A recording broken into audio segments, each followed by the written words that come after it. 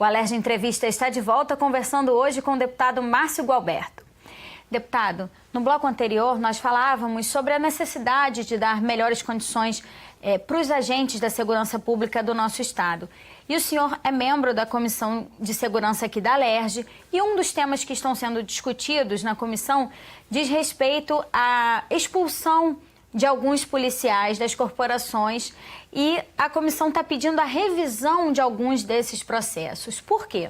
Então, porque nós entendemos que o processo de expulsão não pode se tornar uma indústria da expulsão. Que nós precisamos de critérios objetivos e justos. Os maus policiais que sejam expulsos mesmo. Ninguém... Isso é ponto comum dentro daquela comissão. Mas existem alguns casos que precisam ser revistos. E é justamente sobre esses casos que precisam ser revistos que nós estamos dando início a um debruçamento. Tá? Se ao final dessa revisão o entendimento for de que a expulsão foi necessária, foi justa, foi legal, não haverá nenhum problema. Mas era um tema que precisa ser enfrentado. E precisava ser enfrentado por pessoas, por deputados, que não têm nenhum tipo de mancha na sua ficha. Então, nós estamos muito tranquilos. O presidente da comissão é o deputado delegado Carlos Augusto, que tem conduzido a comissão de segurança com maestria, auxiliado pelo vice, o deputado Coronel Salema. Então, um da Polícia Civil, um da Polícia Militar e...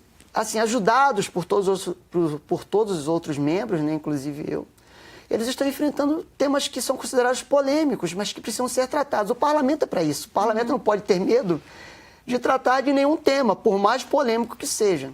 Nós devemos temer sermos injustos, desonestos, né?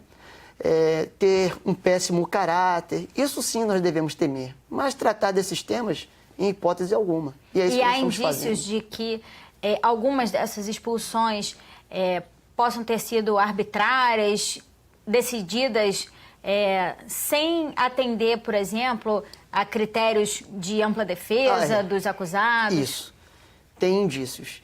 Apesar de estar muito no início, né, como eu disse agora anteriormente, nós ainda estamos na fase inicial de enfrentamento dessas realidades, mas é claro que isso não surge da nossa cabeça, nós estávamos assim um dia reunidos, não. Foram temas que nos foram tratados. Houve essa demanda, né? Nos trouxeram essa demanda, essas reivindicações, e nós fizemos, então, uma audiência pública. E a partir do que sair dessa discussão, o resultado vai ser levado para o governador? O resultado será levado para todas as instâncias que precisam ser comunicadas. Então, todas as autoridades envolvidas serão comunicadas. Judiciário, Ministério Público...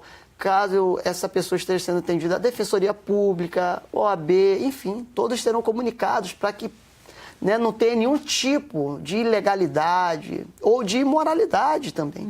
Nós estamos preocupados não somente com a questão legal, mas com a questão moral também. Então, tudo isso será conduzido da melhor maneira possível. Está sendo conduzido, mas ainda está no início.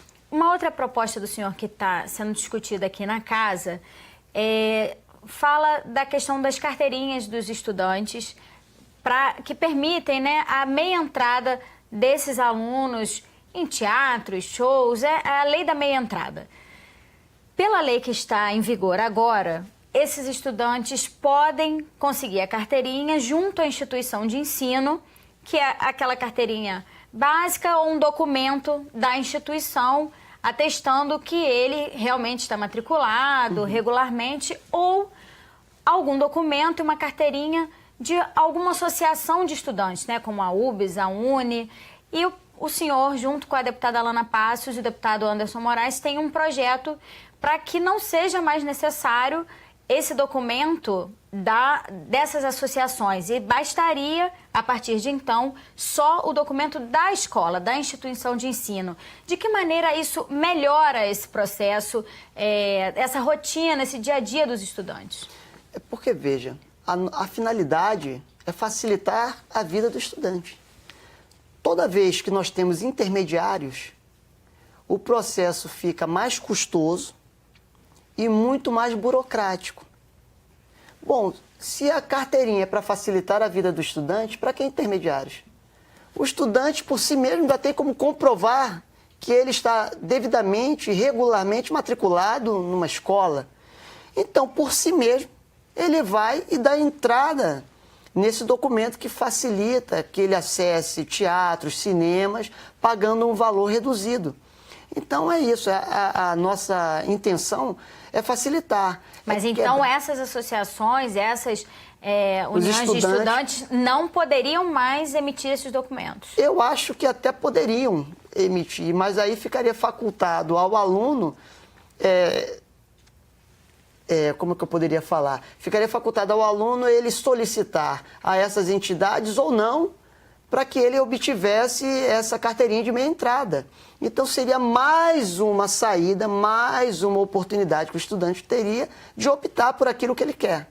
O que não dá é para nós termos essas entidades de forma hegemônica, sabe? E alguns alunos falaram para nós, porque isso também nós fomos provocados a agir, que isso tornava esse documento mais caro, mais custoso, mais trabalhoso, porque eles não poderiam ir direto. Porque o da escola não tem custo e os outros têm. Deputado, agora vamos entrar em mais um tema polêmico do seu mandato. O senhor é um homem religioso, né? E uma das suas defesas é contra o aborto. A gente sabe que o aborto se tornou um problema também de saúde pública no país todo. Muitas mulheres acabam vindo até a óbito, fazendo aborto em clínicas clandestinas, tem situações muito graves. Como, então, solucionar essa questão, né, de impedir o aborto, mas dar condições a essas mulheres que não se veem tendo um filho naquele momento? Então, o aborto ele não pode ser usado para resolver mazelas sociais, tá? Muitas estatísticas, se não todas, no que diz respeito ao aborto, são estatísticas que não têm amparo na realidade. São baseadas em achismos. Isso está comprovado. Teve audiência pública no STF, né? Vários especialistas foram chamados e ficou claro que as estatísticas são furadas, não podem ser levadas a sério. Nós precisamos que a mulher tenha um pré-natal adequado. Né? Por exemplo, eu sou católico, mas quando eu defendo a questão da vida, não tem nada a ver com o catolicismo. Não é com a sua religião? Não tem nada a ver com a religião somente. No primeiro momento, a gente está falando de dados científicos, de critérios objetivos. Agora, infelizmente, quando eu vou para um debate, e, por exemplo, recentemente eu participei até no CREMERG de um debate sobre a questão do aborto, sobre a questão da vida do nascituro, e eu fiz um questionamento para uma deputada do pessoal que lá estava. Eu perguntei para ela, porque ela estava falando muito sobre autonomia, né? Que a mulher deve ter autonomia, que a mulher decidir sobre o próprio corpo. Próprio corpo. E eu falei, mas quem decide, já que a senhora gosta tanto da autonomia, fala tanto sobre autonomia, por que não respeita a autonomia do bebê? Porque nós temos um outro ser humano. O bebê no ventre não é a extensão do corpo da mulher. Ele é uma outra vida. Com a minha unha, eu faço o que eu quero. Quando eu tinha cabelo, eu cortava. O cabelo é meu. Se eu quiser pintar de vermelho, de rosa, de amarelo, deixar crescer ou não, isso tudo é um problema meu. O cabelo me pertence. Mas nós não estamos falando de uma extensão do nosso corpo. Nós estamos falando de um outro ser humano, que precisa ser preservado, que tem direitos. Então, o aborto é um assassinato. Nós entendemos os casos. Os casos são difíceis, mas nós também temos uma experiência nessa área. Todas as mulheres que são acolhidas, que são amadas, que são acompanhadas, até mesmo aquelas que engravidam em casos de estupro, mais de 95% dos casos, quando elas possuem esse atendimento, elas não abortam, elas não matam seus filhos. Pelo contrário, elas têm essas crianças e elas amam essas crianças, o que parecia impossível aos olhos humanos. Mas por quê? Porque elas tiveram um acompanhamento. Elas souberam separar as coisas. Então, para o senhor, seria necessária a formação de uma rede de apoio a essas mulheres? Essa rede existe. mas não tem nem vez nem voz em muitos lugares. Ninguém quer ouvir a verdade. Nós temos um problema muito sério nessa sociedade. As pessoas não querem ouvir a verdade, as pessoas não querem lidar com a realidade. Hoje nós sabemos, também através de estudos científicos, que os traumas causados pelo aborto são infinitamente maiores do que os traumas causados, por exemplo, por um estupro. Porque não é um processo fácil para a mulher Não encarar é, um aborto. e é uma covardia. Eu prendi diversos estupradores. O estuprador é um covarde. Mas, por exemplo, quando o Jair Bolsonaro fala em castração química, para uma feminista, ela não quer. Ela é contra uma castração química para o estuprador. Mas vejam, pessoas que não querem a castração química, pessoas que se sensibilizam. Hoje você matar uma tartaruga é muito pior do que matar uma criança no ventre. Que sociedade nós estamos construindo? A sociedade eugênica? Hitler tentou isso. Veja que recentemente o STF permitiu o aborto de crianças anencéfalas. Ou seja, é uma sociedade onde somente os perfeitos podem viver. Isso tem consequências, isso abre precedentes. É porque no caso das crianças anencéfalas, o que é considerado é que essa criança não tem a possibilidade de viver fora do ventre. Segundo os eugenistas, mas segundo a ciência, não.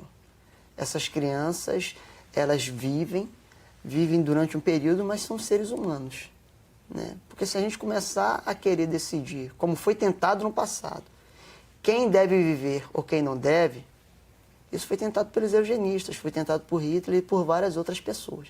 Daqui a pouco, se uma pessoa for nascer com algum tipo de defeito, algum tipo de problema, seja motor, né, seja neurológico, vai chegar um momento que a gente vai dizer, não, essa pessoa também não merece viver. E quantos ensinamentos essas pessoas nos dão todos os dias? Né?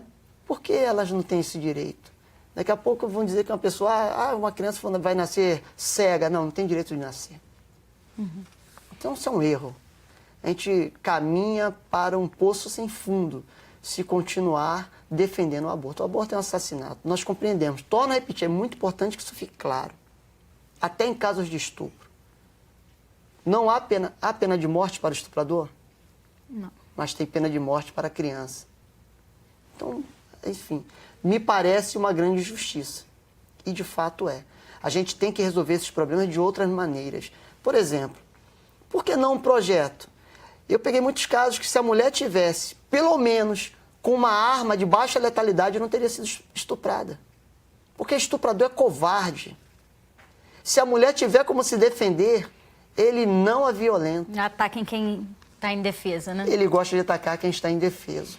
Deputado, infelizmente nosso programa está acabando, nosso tempo se encerrou, mas eu queria agradecer mais uma vez a sua participação no Alerj Entrevista. Obrigado. Se você quiser rever esse programa, acesse www.alerj.rj.gov.br. O Alerj Entrevista fica por aqui. Até a próxima. TV Alerj, o canal do povo.